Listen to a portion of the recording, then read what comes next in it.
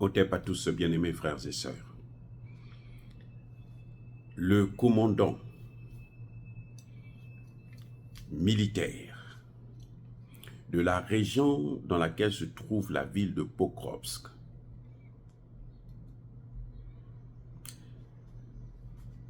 a dit que l'intervention de l'Ukraine, de son pays, l'Ukraine, à Koursk, n'a pas soulagé le front de Pokrovsk.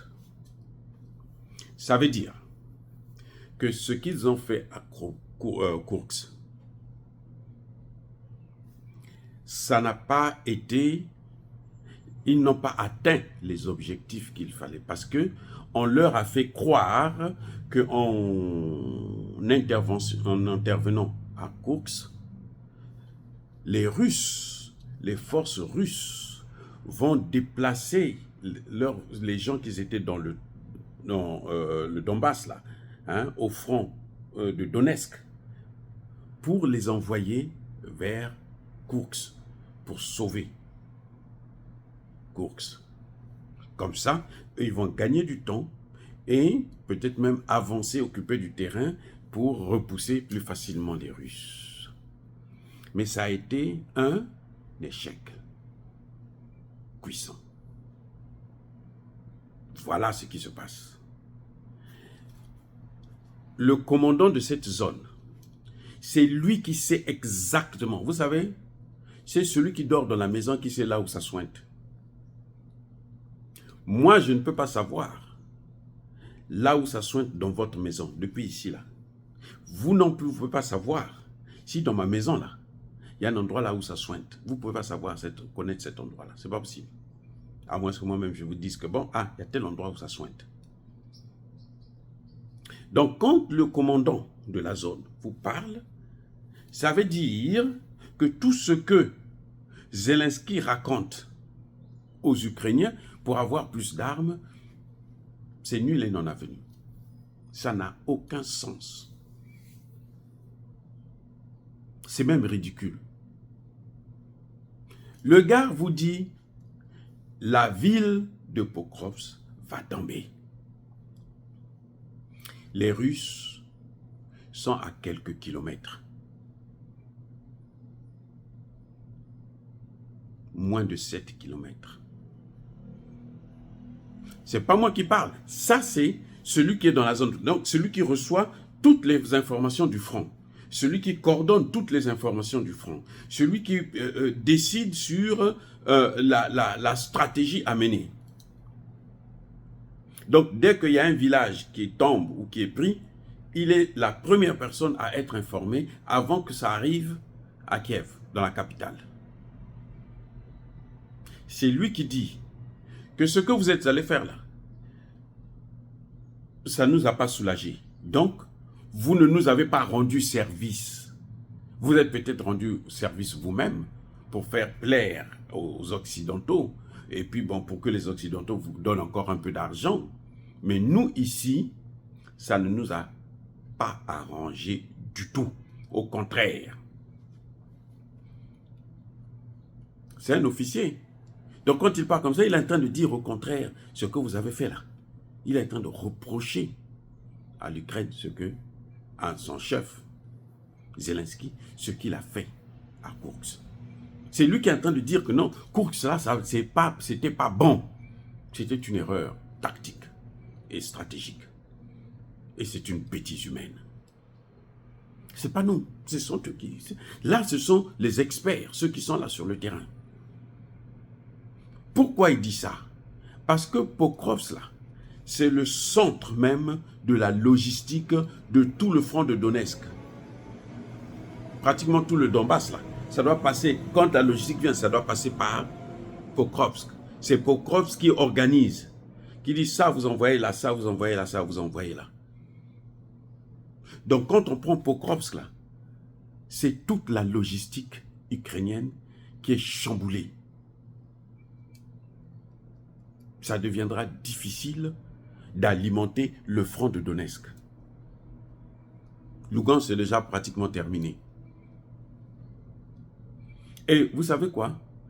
Entre Donetsk, là, le Donbass, et puis Koursk, c'est au moins 150 km. Donc, il n'y a même pas de connexion entre ceux qui combattent à Koursk et ceux qui combattent à Donetsk. Il n'y a pas de connexion. 150 km, c'est beaucoup. Si vous voulez prendre des armes et autres pour amener, déplacer d'un point à l'autre, vous devez traverser 150 km. Mais c'est pas logique. Alors que le front là-bas a été calme. Vous êtes parti mettre les populations de Soumy dans une situation qu'ils ne supportent plus maintenant. Ne soyez pas surpris d'apprendre que Pokrovsk est tombé. Ne soyez pas surpris. Ça, c'est le patron lui-même des opérations de la zone, de la région, de toute la région. C'est lui qui vous dit que non, c'est foutu. Beaucoup des Russes ne combattent plus. Ils préfèrent prendre la fuite parce qu'ils se disent non, personne ne peut arrêter la puissance du feu là. Quand vous voyez, j'ai vu le ministre des Affaires étrangères de la Grande-Bretagne dire que non, la Russie est en train de rigoler. Et Poutine ne nous fait pas peur. Lui n'a qu'à prendre ses fesses qu'il amène là-bas. On va voir s'il va revenir prendre encore le café là, à Londres. Oh, les gars, ce n'est pas... Ça dit que... et vous savez quoi? Je veux vous dire une chose. Mine de rien, je crois au Dieu, celui de nos ancêtres, le Dieu des Kémites. Je vous dis que ce Dieu-là, qui nous a créés là, il ne rigole pas avec les gens. Il ne rigole pas. Quand il met ces règles-là, vous devrez suivre ces règles. Quand vous ne respectez pas ces règles, ou vous voulez jouer avec lui, ou vous voulez jouer avec son peuple, l'Afrique a trop souffert. Depuis, avant même l'esclavage. Parce que pour arriver à l'esclavage, là, on a passé au moins 500 ans de guerre. 500 ans de guerre, quand vous voyez comme contre les Occidentaux, là, Français, Britanniques, Allemands et autres, Espagnols, Portugais, tous, ils venaient ensemble pour nous faire la guerre en Afrique. On leur a jamais rien fait. Jamais, de toute l'histoire, les Africains n'ont jamais fait du mal à ces gens. Mais eux, ils passent tout leur temps à venir nous torturer. Vous avez vu l'Ukraine? La guerre se passe là-bas. Là. L'Ukraine saute la Biélorussie, saute les pays, la Chine. Ils viennent jusqu'en Afrique pour venir attaquer le Mali. Vous avez déjà vu des choses pareilles. La guerre, ça se passe là-bas chez eux. La Chine soutient la Russie. La Chine est avec la Russie dans les BRICS. L'Iran soutient la Russie. La Corée du Nord soutient la Russie. Le Mali achète des armes en Russie, c'est tout, pour combattre les terroristes que les amis de l'Ukraine ont amenés au Mali. C'est ça qu'il faut bien comprendre ça. Hein? Le Mali ne soutient pas la Russie. Non, c'est la Russie qui soutient le Mali. Et la Russie soutient le Mali. Ce n'est pas contre l'Ukraine, non. C'est contre les terroristes, les amis de l'Ukraine et des alliés de l'Ukraine. C'est ceux-là que la Russie vient nous aider en nous donnant un peu de moyens. Il y a quelques instructeurs russes qui sont avec nous. Mais l'Ukraine oublie l'Iran, oublie la Corée du Nord, oublie la Chine pour venir attaquer le Mali. Sous prétexte qu'elle veut tuer des Russes. Ah bon?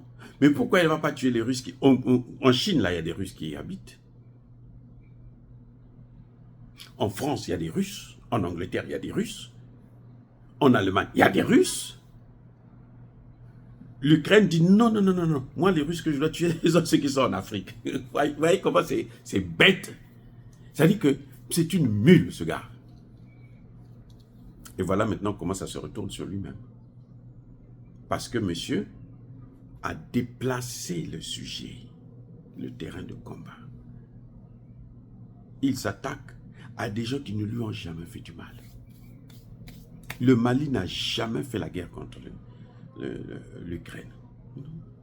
Le Mali est avec la Russie parce que c'est la Russie qui a dit, bon, dans votre guerre là, moi je peux vous aider. Voici les moyens. Les armes que le Mali prend là, parfois des armes qu'il n'achète même pas. Ce que les Occidentaux ont refusé de lui vendre, les Occidentaux disent, on ne vous vend pas des armes létales. Vous n'allez pas tuer les terroristes. Vous devez les caresser seulement. Et puis les supplier de vous laisser tranquille. C'est ce que l'OTAN dit. La Russie dit, bon, je vous aide. Je vous envoie les instructeurs pour travailler avec vous, pour connaître ce qui se passe. Et l'Ukraine trouve que il faut les États-Unis ont dit notre ennemi, c'est la Chine. L'Ukraine dit notre ennemi, c'est le Mali. Vous voyez comment c'est bête. Vous voyez comment ils sont bêtes. Ce sont les États-Unis qui ont amené le terrorisme dans le Sahel. Hein. Vous le savez, non? Je n'ai rien à vous apprendre encore. Mais eux, ils vous disent que notre ennemi, là, même si nous on a amené là-bas le terrorisme, c'est parce que nous on veut occuper, on veut les coloniser. Mais notre vrai ennemi, c'est la Chine. L'Ukraine dit, oh, les gens que vous colonisez là depuis très longtemps, là, ça, ce sont mes ennemis. Donc, l'Ukraine pense que la colonisation que nous subissons depuis très longtemps, qui a suivi, qui a remplacé l'esclavage, ça ne suffit pas. Elle aussi, elle doit donner son coup de marteau. Et voilà qu'elle est en train de payer ça. Pokrovsk va tomber. Le Donbass, c'est fini. Oubliez ça. Oh, les amis, dire cela, c'est inciter à la haine ou à la violence. Non. Ya, pas colère, Véamalin. Soyez bénis, abondamment bénis par le Dieu des Kémites et par nos ancêtres angélisés.